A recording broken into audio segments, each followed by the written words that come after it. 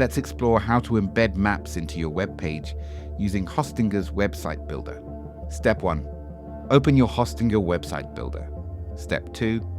In the editor, access the Add Elements panel on the left side. Step 3. From the panel, select the map element. Step 4. Drag and drop the map element to the preferred location on your website. Step 5. Click on the map element to see options like Edit, Duplicate, Hide, Delete, and Resize. Step 6. To input a specific location, click Edit Map and insert the preferred address, which you can copy from Google Maps. Alternatively, you can also insert a dedicated map section into your website.